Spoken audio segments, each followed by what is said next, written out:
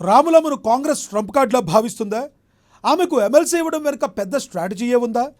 బీఆర్ఎస్ను పూర్తిగా డిఫెన్స్లో పడేసేందుకు కాంగ్రెస్ హైకమాండ్ ఈ అటాకింగ్ ప్లాన్ చేస్తుందా?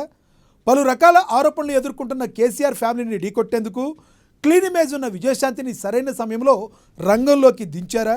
క్యాబినెట్ పోస్ట్ ఇచ్చి అటు అసెంబ్లీ ఇటు మండల్లో గులాబీ పార్టీకి కౌంటర్ ఇచ్చేందుకే రాములమ్మను తెరపైకి తెచ్చారా? Was the story?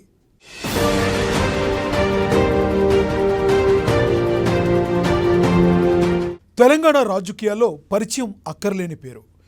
Political entry ముందు సినీ స్టార్గా తెలుగు చిత్ర పరిశ్రమలో తనకంటూ ఒక ప్రత్యేక గుర్తింపు తెచ్చుకున్న ఆమె ఆ తర్వాత లేడీ సూపర్ స్టార్గా ఓ వెలుగు వెలిగారు. ఆ తర్వాత వెండి తెరకు దూరమై తెలంగాణ ఉద్యమం వైపు అడుగులు వేశారు. తెలంగాణ ప్రజలను చైతన్యవంతులను చేయడంలో ఆమె కీలక పాత్ర పోషించారు. ఉద్యమంలో రాములమ్మ ఎంత కష్టపడి పనిచేసినా బీఆర్ఎస్లో మాత్రం ఆమెకు సరైన గుర్తింపు గౌరవం దక్కలేదు.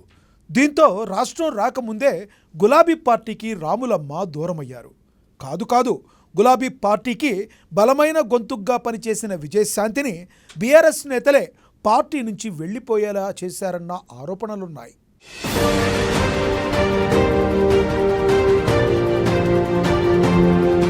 బీఆర్ఎస్కు గుడ్ బై అనంతరం కాంగ్రెస్లో చేరిన విజయశాంతికి గత 10 ఏళ్లుగా ఎలాంటి పదవులు దక్కలేదు.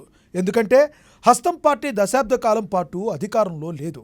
కానీ ఇప్పుడు రేవంత్ నాయకత్వంలో అధికారంలోకి వచ్చిన తరువాత రాములమ్మకు తగినైన న్యాయం చేయాలని హైకమాండ్ పెద్దలు కూడా భావించారు. విజయశాంతి లాంటి దమ్ము, ధైర్యం, వాగ్దాటి ఉన్న నాయకురాలికి సరైన సమయంలో సరైన పదవి ఇవ్వాలని ఎప్పటినుంచో అనుకుంటున్నారట. కానీ ఈ విషయంలో హైకమాండ్ చాలా ప్రీ ప్లాన్డ్గా ముందుకెళ్ళిందని టాక్. రాములమ్మకు ఎమ్మెల్సీ ఇవ్వడంపై ఎక్కడా లీకులు బయటకు పొక్కకుండా జాగ్రత్త పడింది. క్లీన్ ఇమేజ్ ఉన్న విజయశాంతిని కరెక్ట్ టైంలో రంగంలోకి దించి బీఆర్ఎస్కు గట్టి షాక్ ఇవ్వడంలో కాంగ్రెస్ పెద్దలు సక్సెస్ అయ్యారనే చెప్పాలి.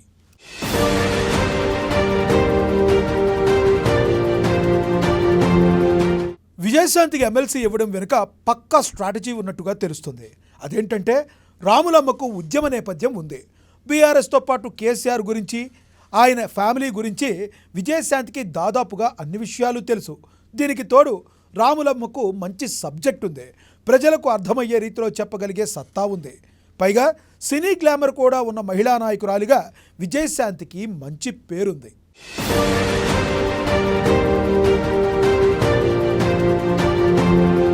ముఖ్యంగా కేసీఆర్తో పాటు కేటీఆర్, హరీష్ రావు, కవితపై గత కొంతకాలంగా ఆరోపణలు వెల్లువెత్తుతున్నాయి. కవిత కొంతకాలం జైల్లో కూడా ఉన్నారు. దీనికి తోడు హరీష్ రావు, కేటీఆర్పై వచ్చిన ఆరోపణల గురించి విచారణ జరుగుతుంది. ఈ తరుణంలో అసెంబ్లీలో కేసీఆర్ ఫ్యామిలీకి గట్టి కౌంటర్ ఇచ్చే క్లీన్ ఇమేజ్ ఉన్న నాయకుల ఆవశ్యకత రేవంత్ సర్కార్కు ఉంది.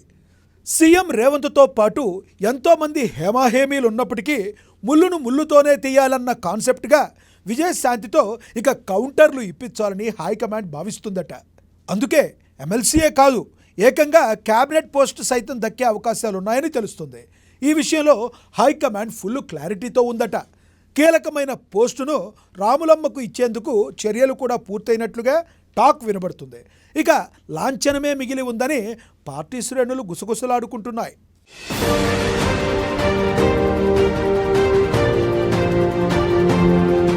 నిజంగానే రాములమ్మకు ఎమ్మెల్సీతో పాటు మినిస్ట్రీ వస్తే మాత్రం అటు అసెంబ్లీ ఇటు మండలిలో బీఆర్ఎస్కు కష్టకాలమే. కేటీఆర్, హరీష్ రావుకు తన వాగ్దాటితో గట్టి కౌంటర్లు ఇచ్చే సత్తా రాములమ్మకు ఉంది. అలాగే మండలిలో ఈ మధ్య వాయిస్ పెంచుతూ వస్తున్న కవితకు కూడా గడ్డు కాలం తప్పదు. ముఖ్యంగా విజయశాంతి రంగంలోకి దిగితే కేసీఆర్ ఫ్యామిలీ మరీ అంత అటాకింగ్గా ప్రభుత్వంపై మాట్లాడకపోవచ్చన్న వాదన ఉంది. ఎందుకంటే రాములమ్మకు అన్ని విషయాలు తెలుసు. కాబట్టి అనవసరంగా కేసీఆర్ ఫ్యామిలీ నుంచి రివర్స్ పంచులు పడకపోవచ్చని టాక్ నడుస్తుంది. ఇవన్నీ ఆలోచించి కాంగ్రెస్ పెద్దలు విజయశాంతిని రంగంలోకి దించినట్లుగా సమాచారం.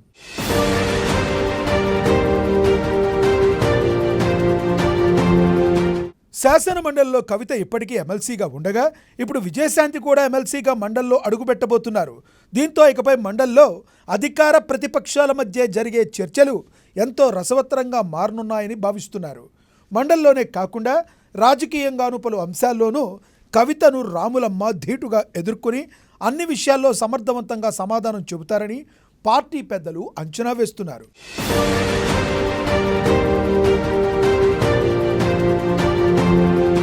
రాములమ్మ విషయంలో కాంగ్రెస్ హైకమాండ్ గట్టి ప్లానింగ్తో ఉందని తెలుస్తుంది. కులగణన అంశంతో పాటు హైడ్రా, మూసీ లాంటి అంశాల్లో ప్రభుత్వం వైపు నుంచి సరైన వాదన వినిపించడంలో అధికార పక్షం విఫలమైందన్న వాదన ఉంది. అందుకే వాగ్దాటి ఉన్న ఉద్యమ నాయకురాలి అవసరం ఉందని హైకమాండ్ భావిస్తుందట. ఇలా అన్నీ ఆలోచించి విజయశాంతిని తెరపైకి తెచ్చారని టాక్. అంతేకాదు విజయశాంతికి ప్రమోషన్ విషయంలో ఎక్కడా లీకులు కాకుండా పార్టీ పెద్దలు జాగ్రత్తలు తీసుకున్నారట.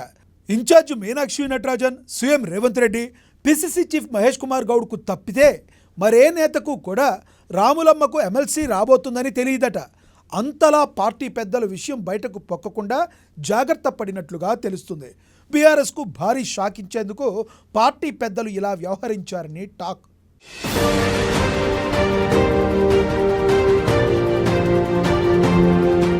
బీఆర్ఎస్ మీద బాణాలు ఎక్కుపెట్టేందుకు రాములమ్మ వాక్చాతుర్యం పనికొస్తుందని భావించారట కాంగ్రెస్ నేతలు.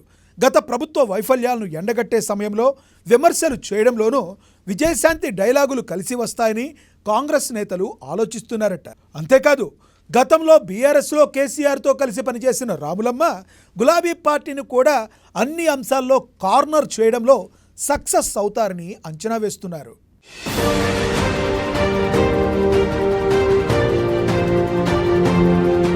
అసలే కేసీఆర్ కూడా అసెంబ్లీలో గడమెత్తబోతున్నారన్న చర్చ జరుగుతుంది. ఈ తరుణంలో విజయశాంతి కూడా మినిస్టర్ అయితే పోటీ మరింత రసవత్తరంగా ఉండే అవకాశం ఉందట. కేసీఆర్ స్ట్రాటజీ ఎలా ఉంటాయి, ఆయన ఎలాంటి ఎక్సర్సైజ్ చేస్తారు, అలాంటి అంశాలపై రాములమ్మకు గట్టి అవగాహన ఉంది. కాబట్టి కేసీఆర్ అసెంబ్లీలో గడమెత్తితే రాములమ్మ సైతం తగ్గేదేలే అనడం మాత్రం ఖాయం. కాబట్టి ఇద్దరి మధ్య డైలాగ్ వార్ ఆసక్తికరంగా జరగడం ఖాయంగా కనబడుతుంది. మొత్తానికి ఎమ్మెల్సీతో పాటు విజయశాంతి మినిస్టర్ అవుతారా? తన వాగ్దాటితో బీఆర్ఎస్కు చెక్ పెడతారా? కేసీఆర్, కేటీఆర్, హరీష్ రావు, కవితకు ఎలాంటి కౌంటర్లు ఇస్తారు అన్నది వేచి చూడాలి.